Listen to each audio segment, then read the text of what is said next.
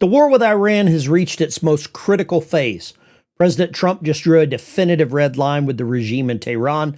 Open the Strait of Hormuz or we start taking out your power grid. Iran has less than 48 hours to accept. Looks like Monday night. And they will be looking at a massive, widespread, destructive blackout across their country. If they call President Donald Trump's bluff, we're looking at an even longer, bloodier conflict. We will attack infrastructure and targeting desalination facilities in the Gulf.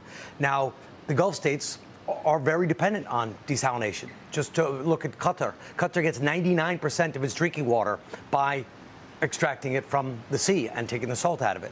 Bahrain, more than 90% of its drinking water comes from desalination plants. So they're now talking about hitting each other where it hurts. Let's look at the geography. The Strait of Hormuz is the world's most important strategic gateway. Unfortunately, we've got a country that is the #1 sponsor of terror that controls it. And if you want to move oil, if you want to move natural gas or fertilizer out of the Gulf, you have to pass through this narrow stretch. For weeks, Iran has used drones, IRGC missiles, IRGC assets to keep it sealed, and they're letting their own allies through, but they're strangling the rest of the global economy to force the United States and Israel to back down. Now, I've got this live map up here, and you can see the tankers are in green, and the red are actual other cargo ships. You're not seeing many travel through the actual main strait here. This is about a 4-mile wide stretch. We've talked about it before. I know that the widest part of the strait is about 21, 23 miles, but that's not the most important part. The most important part is right here, this deep water channel. The deepest that this gets is about 300 feet. Been there, done that. So if there were to be multiple ships sank in this channel, it could cause a major shipping catastrophe. It could cause some real problems. Now you're seeing here, anything that comes in and out has to pass through this narrow channel. The president, Donald Trump, has been very specific. The clock started Saturday night. If that strait is not fully open without threat by Monday evening, I believe it was about 7:45, the United States will begin obliterating Iranian power plants. The first target on the list is likely the Damavand power plant. It's the biggest in the country. Now, there's a lot of talk about war crimes given when you hit civilian infrastructure. But as someone who's served, I look at the tactical reality. Simply hitting power isn't a war crime. If that power is fueling the IRGC headquarters or a Shaheed 136 manufacturing facility, then it is, I hate to say it, fair game. We don't target civilians like the regime does when they fire cluster munitions into Israel. We utilize peace through strength, neutralizing the enemy's ability to fight, the same way during World War II that the United States Navy submarine service targeted commercial tankers, targeted shipping lanes. You cut off the supply line. Now, Tehran isn't staying quiet. Their parliamentary speaker, and we haven't heard anything from their Ayatollah, has said that if we hit their grid, they will irreversibly destroy energy infrastructure across their entire region. They want to set the Gulf on fire. But this is satellite imagery of their power plant. You can see the stacks here.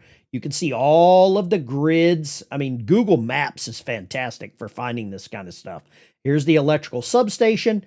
And this sets, I would say, about 150 kilometers out, let's say 100 miles southeast of Tehran. You can see Tehran here on the map, and you can see the power station here. This is not far from Natanz, where they had their, what do you want to call it? Their nuclear missile, their enrichment facility. So this is going to be a very, very important piece of property to keep an eye on. We're seeing Iran start to push their technology to the limits. Just yesterday, Iran fired 2 intermediate range ballistic missiles, IRBMs, at Diego Garcia. That is a joint US UK base in the Indian Ocean, about 2,500 miles away. They missed. One of them apparently was destroyed in the atmosphere, and one broke up. They're showing a range we haven't seen before. They've likely lightened or stripped the payload on these missiles, on these variants, to increase the distance. They're trying to prove they can reach our strike aircraft bases. One missile failed. A U.S. warship engaged the other with an SM-3 interceptor. It's a message. We can reach you. Our message back, we can hit you harder. Here is some imagery of Diego Garcia. You can see the B-2s, the B-52s that are there on the tarmac, on the runway, waiting to deploy. So Iran knows what they're doing. They want to send a threat. They want to send a message. And I would say message has been received. And not only has the message been received, but we're now understanding that they've lied this entire time.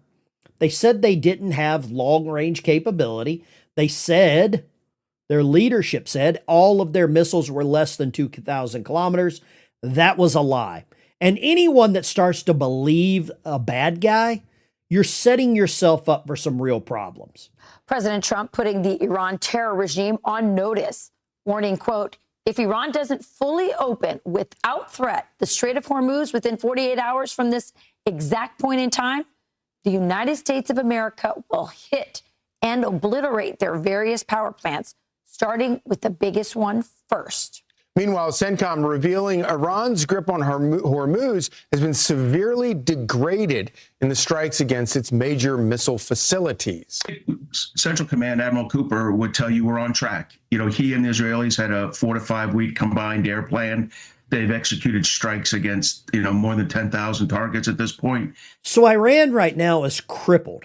The amount of missiles that they're able to launch to retaliate against the Israelis, against the United States, is almost nil.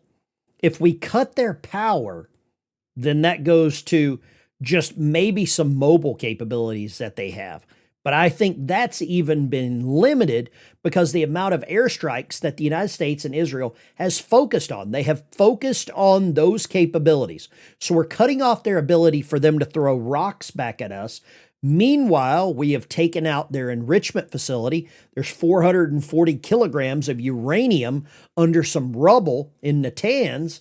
And I believe that at some point, the United States and Israel is going to try and retrieve that, because enriched uranium is not something you want to just have laying around for, let's say, China, North Korea, Russia, Yemen, any of our other, enemies to go in and take. Right now, I believe Iran would probably welcome it, because I don't know at what point they learn a lesson. And it's taken a long time for that lesson to be delivered. But I don't think that Donald Trump is the guy to be tested, the guy to be pushed around. Now, I want to show you something here. This is interesting. A contingency plan to protect its precious arsenal from being eradicated by massive bombardment. Dozens of these subterranean fortresses are spread across the country. Here is where they screwed up. Whoever gave them this information just allowed the cat out of the bag. These subterranean bunkers. And you can see them plotted here. They always want to tell you the truth. And they just gave it away. And I'm so glad CNN ran this. I don't know how they got it. Maybe Tucker Carlson or Joe Kent gave it to them. But I'm glad that they ran this information. I watched CNN just enough to catch how bad it is, or more importantly, what they're giving away. The Iranians immediately responded saying, if our infrastructure is attacked, we will attack infrastructure, and reiterated a threat. This was from a colonel in the Iranian Revolutionary Guard, and specifically talked about desalination and targeting desalination facilities in the Gulf. Now, the Gulf states are very dependent on desalination. Just to look at Qatar. Qatar gets 99% of its drinking water by extracting it from the sea and taking the salt out of it. Bahrain. So Donald Trump says if they don't open up the straits in 48 hours, we're going to target their infrastructure. Iran comes out and says they will target their own desalination plants, that removes salt water from the water and supply, you just heard here, supplies 99% of drinking water to Qatar, to Bahrain, other areas around the world. It doesn't stop there. Gulf countries, that would be a disaster, especially if Iran hits water sanitation plants, because there is no fresh water other than the sea around here. No fresh water other than the sea. We've got another one. Here we go. Scott Ritter, I believe is his name. If I were the Iranians, I would actually take out Israeli desalination plants now, right now.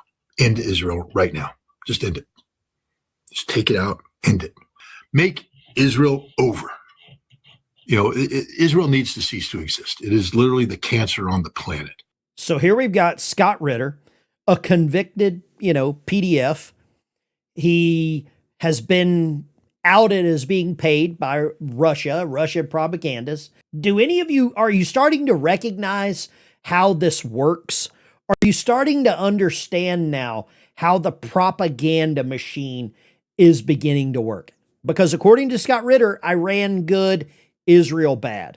Iran has killed 30,000 people of their own. Now they're threatening to target their own people, basically dehydrate them, make them perish without water for that whole region.